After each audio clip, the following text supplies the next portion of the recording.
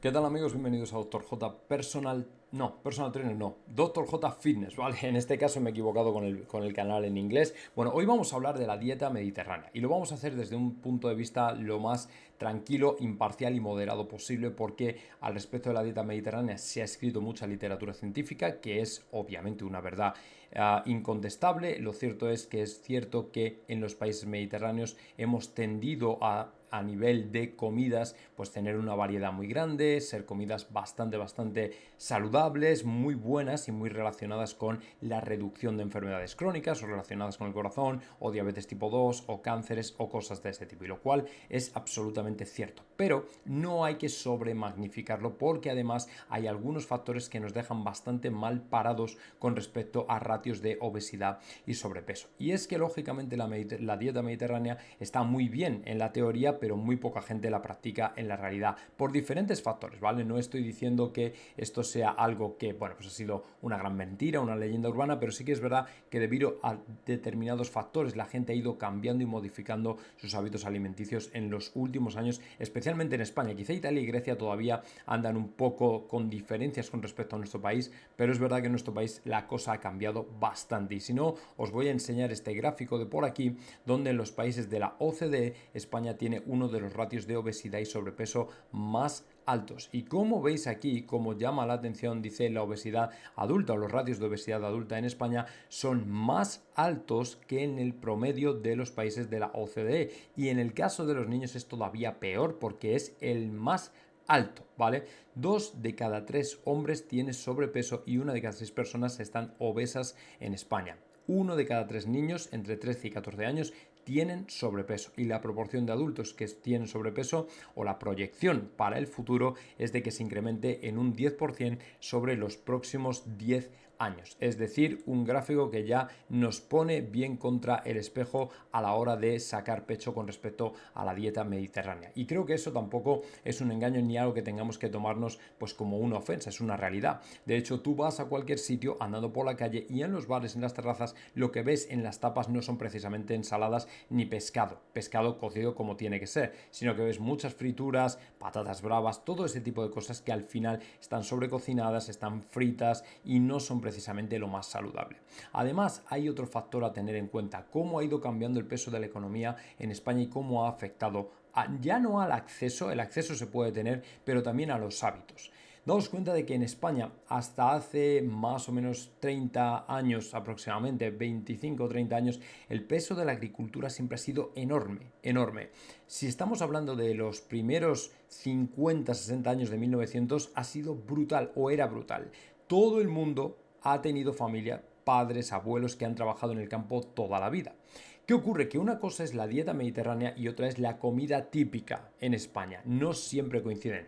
La dieta mediterránea incluye pescado, frutas, verduras, frutos secos, todo este tipo de cosas, y por supuesto cocinar con aceite de oliva. Y luego, por otro, la cocina tradicional es un tanto, varía un tanto, también por cada región, pero varía un tanto de esa típica dieta mediterránea. Es decir, las legumbres, el cocido, la paella, la manera en la que se cocina o los propios alimentos son un tanto diferentes, no siempre son los mismos. Por ejemplo, la dieta mediterránea te dice, te pide, te exige, te demanda que comas pescado 2 veces a la semana por lo menos. No se ha comido tanto pescado como se ha creído. ¿Y por qué? Esencialmente porque toda la gente que trabajaba en la agricultura, daos cuenta que eso era un trabajo tremendamente físico. Teníamos porcentajes del 70% de la gente, el 60% dedicada a la agricultura. La gente se pasaba el día fuera de la casa trabajando físicamente, ¿vale? Trabajando con su cuerpo. Lo que quiere decir que quemaban muchísimas calorías, lo que quiere decir que necesitaban comidas con muchas calorías para reponer y seguir adelante. Y es normal que los cocidos, los caldos, las lentejas, todo este tipo de comidas de cuchara hayan sido tan típicas en nuestro país. Pues porque al final venían bien precisamente para reponer y seguir adelante. Y aún así las tasas de obesidad no eran tan grandes, ni de sobrepeso ni nada, porque estabas todo el día quemando calorías, por así decirlo, ¿vale? Es una reducción, es una visión más simplista, más reducida, para que la gente lo pueda entender. Entonces, ¿qué ocurre? Que con el paso del tiempo, un poco más de industrialización, el paso de la gente del campo a la ciudad, obviamente ha acabado con ese tipo de trabajo físico. Algunos me diréis ya, pero hemos pasado a las fábricas, hemos pasado a la construcción, que también son trabajos físicos. El problema es que en estos trabajos no estás trabajando con la comida mano a mano, es decir, no estás recogiendo frutas, no estás recogiendo el melocotón, ni la oliva, ni estás plantando, no sé, no estás con la comida en sí misma. Entonces, el acceso a la comida era mucho más sencillo en el campo que en la ciudad. A ese tipo de comida. Luego el pan, por ejemplo, que os tengo que decir, del uso del pan en España está súper extendido porque además no era poco habitual que te cogieras media barra de pan y meterla en el caldo y no sé qué. O sea, esas son costumbres que han sido de toda la vida, ¿vale? Pero como se quemaban esas calorías no había problema. Como nos hemos ido del campo a la ciudad, los trabajos que son muchos, que ya no son físicos, que muchos de ellos son el estar aquí sentado hablando y o trabajando sobre el ordenador, ya no queman tantas calorías. Pero el asunto es que muchas de nuestras madres, abuelas, todavía hacen cocina tradicional. Todavía consumimos muchos de nosotros, de hecho, cocina tradicional, ya no porque la preparemos tanto, porque la incorporación de la mujer al mundo laboral ha hecho que la figura de la mujer que estaba en casa cocinando comida tradicional haya prácticamente desaparecido, pero todavía las tenemos gracias a nuestras madres, abuelas, que todavía siguen haciendo algunas comidas tradicionales de las que nos aprovechamos lógicamente. ¿Qué ocurre? Que nos las traemos, pero ya todas esas comidas que todavía son muy calóricas, el cocido, croquetas, lentejas, no sé qué, que pueden ser potencialmente calóricas, ya no son desgastadas, ya no son quemadas. Entonces, ese tipo de comidas engordan y el uso del pan ni os cuento. O sea, te infla como una bola. Entonces, si no lo quemas, si no llevas una vida activa y no eres capaz de quemar todas esas calorías, las vas a acumular. Número uno. Número dos, el paso lógicamente a los restaurantes de comida rápida. ¿Vale? Y a todo tipo de restaurantes y a comer fuera e incluso a mal comer simplemente porque trabajando en una fábrica o en la construcción tienes una hora, tienes que ir, no te has preparado nada o no has tenido tiempo porque tu mujer también estaba trabajando, no tienes a nadie que te lo prepare, no tienes cuidado y al final te tienes que ir a comer a donde sea. Y ese tipo de cosas son las que ese tipo de hábitos han ido cambiando poco a poco.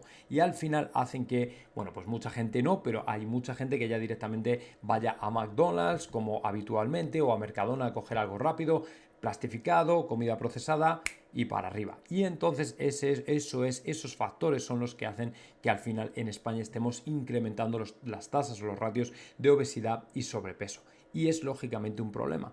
Entonces, el tema de que tengamos un país donde tengamos una variedad inmensa de comida, que es algo buenísimo, no significa que la estemos siguiendo. Es decir, todo este tipo de vida mediterránea, por ejemplo, yo lo aprecio mucho en gente americana. Tengo muchas conexiones con Estados Unidos, con gente de Estados Unidos que aprecian de verdad este rollo de la comida o la dieta mediterránea, pero el problema es que no conocen la verdad, porque al final el tema de la economía vuelve otra vez a la mesa de debate por el hecho de que al final nuestros salarios, especialmente entre españoles, no hablamos de los expatriados, que es otra cosa completamente distinta, es otro mundo, la gente que vive en España, que es de otro país, que normalmente tiene medios económicos mucho más altos y potentes que los nuestros. En España los salarios son lo que son, ¿vale? Es una economía muy pobre, es una economía muy débil y los salarios no dan, con lo cual necesitas al hombre y a la mujer trabajando fuera, uniendo salarios para salir adelante, y eso obviamente repercute en que al final los hábitos alimenticios no pueden ser los mismos. Es muy difícil porque nadie te va a cocinar y nadie tiene el tiempo como para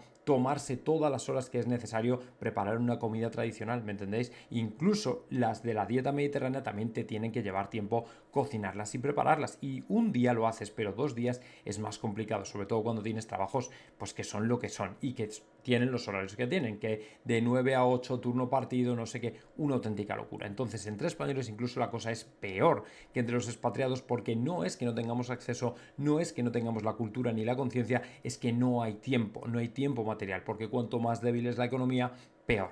Entonces, todo este tipo de factores afectan y al final te das cuenta de que en el país de la dieta mediterránea o uno de los países de la dieta mediterránea, al final estamos con sobrepeso, ratios de sobrepeso, ratios de obesidad por encima de la media de la Unión Europea. Y estamos todo el rato criticando a Estados Unidos, que si los estadounidenses que comen fatal, que tal igual, no sé qué, y probablemente están más concienciados con su salud que con otra cosa. ¿Por qué? Porque en Estados Unidos la mayor industria del fitness y la cantidad de opciones de comida, de productos que tienes en el supermercado, que son saludables, que son mucho más altos en proteínas que en grasas, todo este tipo de cosas, es infinitamente mucho mayor. Y yo lo he visto.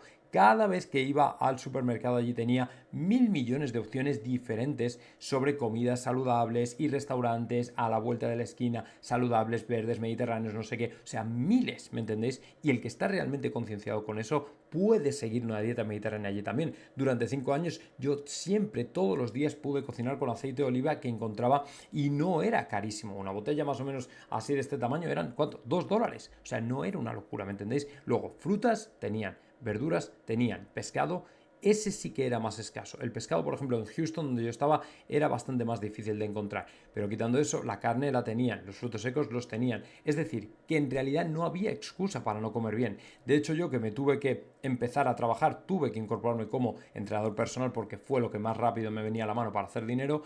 Enseguida tuve que perder peso porque venía de España, no voy a decir con sobrepeso, pero sí pesaba bastante más, estaba bastante más fuera de forma como para presentarme allí como entrenador personal. Entonces tuve que perder más o menos como 8 o 10 kilos y los perdí rápido porque sabía lo que tenía que comer. Es decir, que la dieta mediterránea o comer sano se puede hacer en cualquier parte del mundo. El problema que tienen allí, por ejemplo, es que cuando ibas a un restaurante, a nivel de cantidad de comida, no os preocupéis porque vais a salir repletos, pero el problema es que los rellenan con tantas cosas, tantas salsas, prácticamente en todos los restaurantes, me refiero promedio normales, no restaurantes que abogan por una comida saludable, no tienen nada que ver. Sí que es verdad que terminas lleno e inflamado. Y una de las cosas buenas de la dieta mediterránea o, por ejemplo, de comer sano es la reducción de la inflamación, la reducción de esa sensación de estar con el buche lleno, como decimos aquí, es decir, es como, ¡puah! No puedo más, ¿vale? Me duele todo, o sea, esa sensación sí que era horrible y al final terminamos reduciendo al principio. Íbamos muchísimo a comer a 1.000 restaurantes, ¿vale?